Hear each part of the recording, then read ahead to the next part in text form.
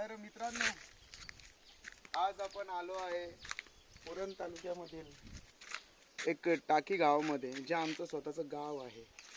आणि या गावाचं म्हणजे वैशिष्ट्य म्हणजे इथे आहे ना एक पुरातन काळातला एक तलाव आहे. तर त्या तलावाचं असं एक वैशिष्ट्य आहे की त्या तलावाचं पाणी आहे ना ते आहे हिरवं. तर ते तुम्हाला मी दाखवतो.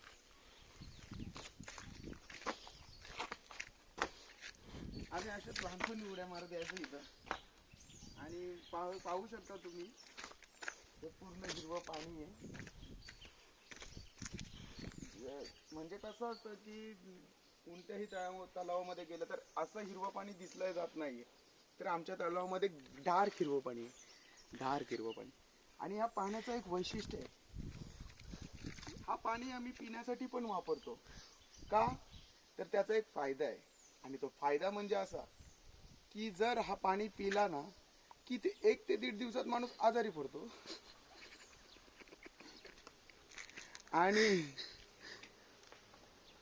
जर माणूस आजारी पडतो म्हणजे तर काय होतो की त्याला म्हणजे सर्दी होते, खोकला होतो, हगवण लागते.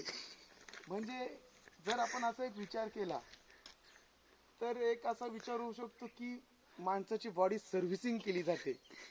समजलं तुम्हाला? म्हणजे माणूस आतमधून स्वच्छ होऊन जातो. ओके, तर आज आपण हा पाणी पिऊन बघूया.